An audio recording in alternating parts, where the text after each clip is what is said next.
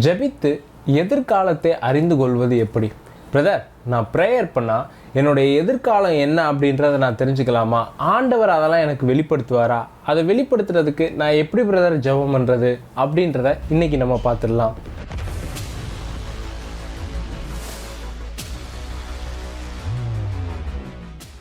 இப்போ தான் first time பார்த்துக்கிட்டு இருக்கிறீங்கன்னா சப்ஸ்கிரைப் பண்ணிக்கோங்க. எல்லாருக்கும் ஆண்டவர் என்னுடைய எதிர்காலத்தில் எந்த திட்டத்தை வச்சிருக்கிறாரு அப்படின்றத நான் தெரிஞ்சு கொள்ளணும் அப்படின்னு நினைப்பாங்க. அதை எப்படி பிரதர் தெரிஞ்சுக்கிறது அப்படின்ட்டு உங்களுக்கு ஒரு கேள்வி இருந்துச்சுன்னா இந்த வார்த்தைகள் உங்களுக்காக தான்.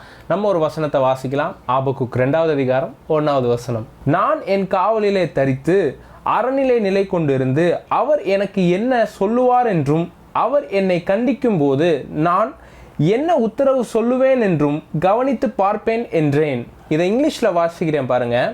I will stand upon my watch and set me upon the tower and will watch to see what he will say unto me and what I shall answer when I am reproved.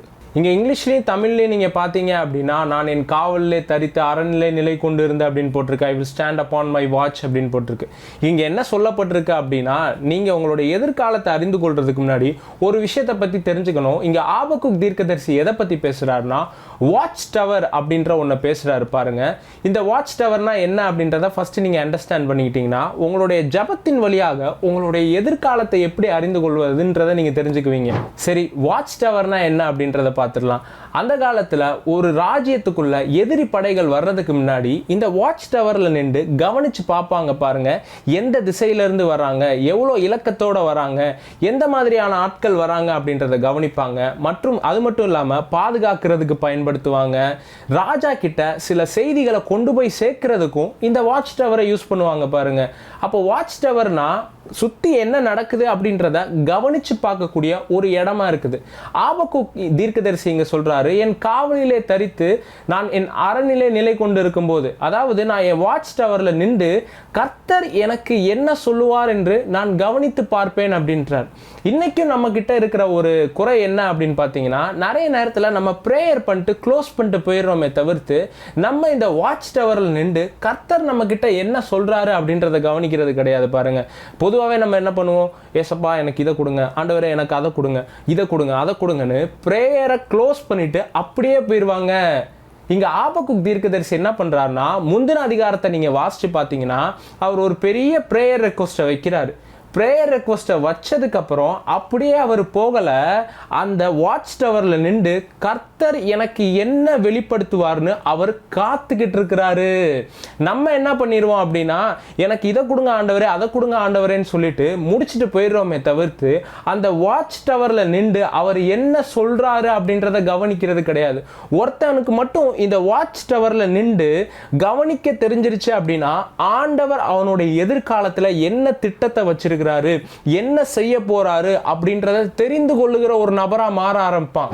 இந்த watch டவரில் நிற்கக்கூடிய இந்த காட்ஸை பார்த்தீங்க அப்படின்னா அவங்களுடைய வேலை என்ன தெரியுமா?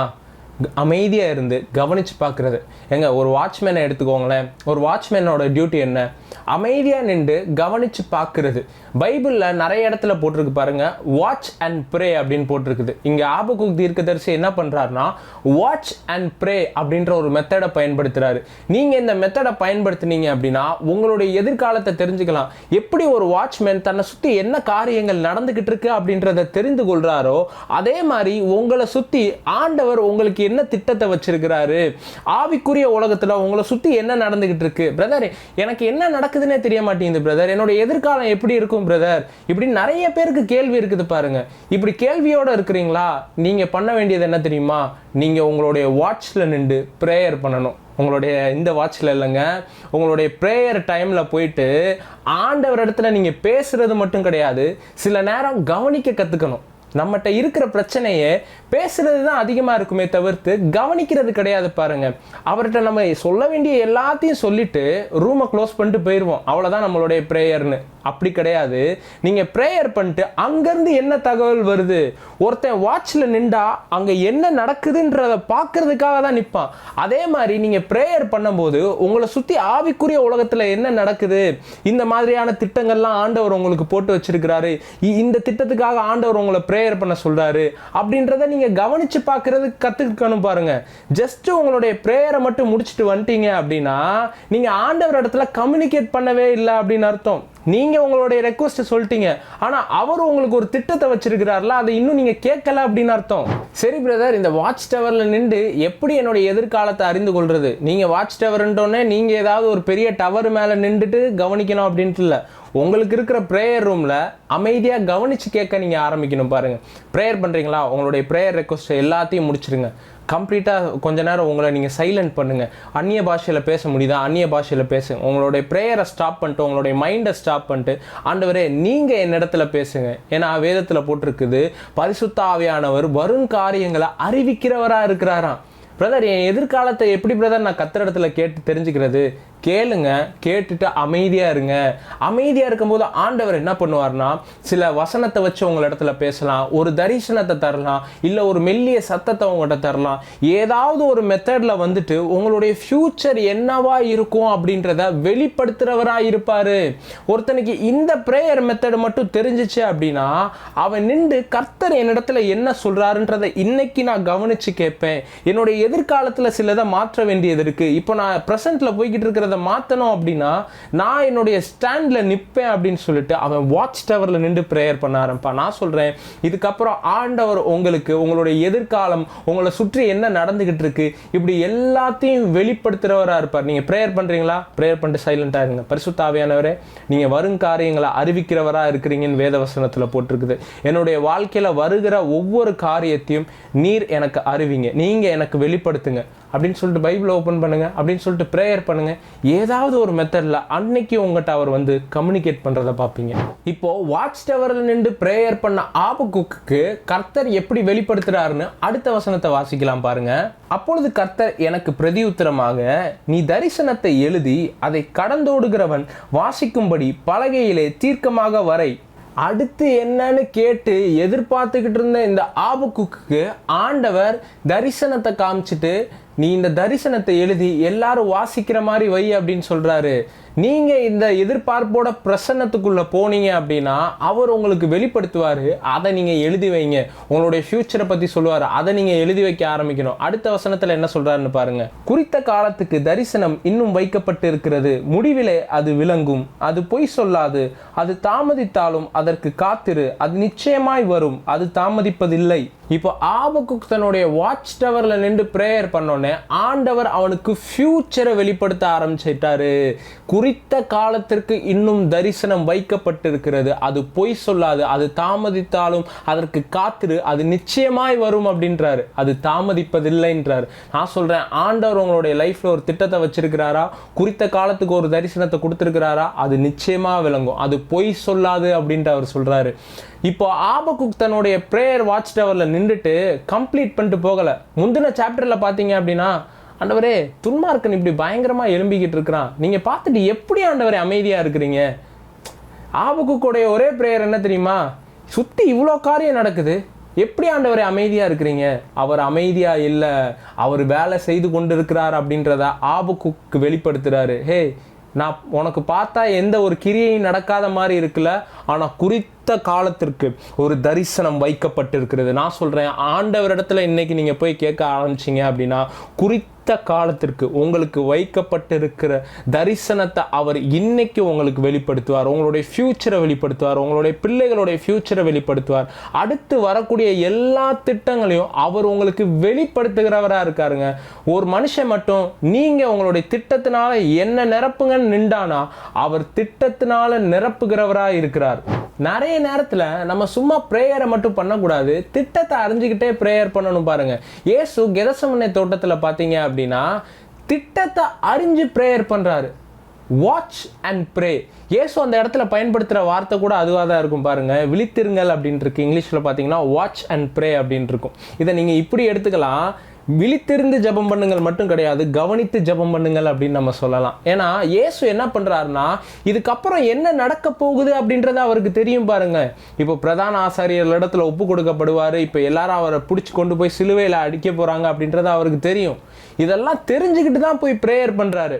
திட்டம் தெரியாமல் மட்டும் ப்ரேயர் பண்ணக்கூடாது. சில நேரத்தில் உங்களுடைய வாட்சில் நின்று என்ன அடுத்து நடக்க போகுதுன்றதை ஆண்டவர் உங்களுக்கு வெளிப்படுத்துகிறாரோ அதை வச்சு நீங்கள் ப்ரேயர் பண்ண ஆரம்பிக்கணும். பாருங்களேன், புதிய ஏற்பாட்டில் இப்படி ஒரு வசனம் இருக்குது பாருங்க, இடைவிடாமல் ஜெபம் பண்ணுங்கள், ஸ்தோத்திரத்துடனே ஜெபத்திலே விழித்திருங்கள் அப்படின்னு இருக்கு.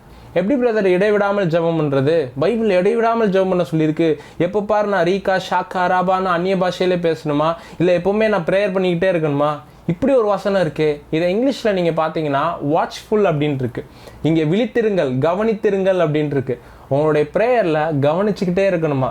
எப்போ பாரு ப்ரேயர் பண்ணிக்கிட்டே இருக்கிறது கிடையாது. சில நேரம் ஆண்டவருடைய சத்தத்துக்கு, ஆண்டவர் உங்களை வழி நடத்துறதுக்கு நீங்கள் கவனமாக இருக்கணும். பாருங்க, அப்படி நீங்கள் கவனமாக இருக்கிறீங்கன்னா நீங்கள் ஆல்ரெடி ஒரு ப்ரேயரில் தான் இருக்கிறீங்க அப்படின்னு அர்த்தம். ஆண்டவர் இந்த நேரத்தில் என்கிட்ட பேசுவார், நான் அவைலபிளாக இருக்கேன்னா நீங்கள் ஆல்ரெடி ப்ரேயரில் இருக்கிறீங்கன்னு அர்த்தம். உங்களுடைய மைண்டை ஃப்ரீ ஆக்கிட்டீங்கன்னா நீங்கள் ப்ரேயருக்குள்ளே வந்துட்டீங்க.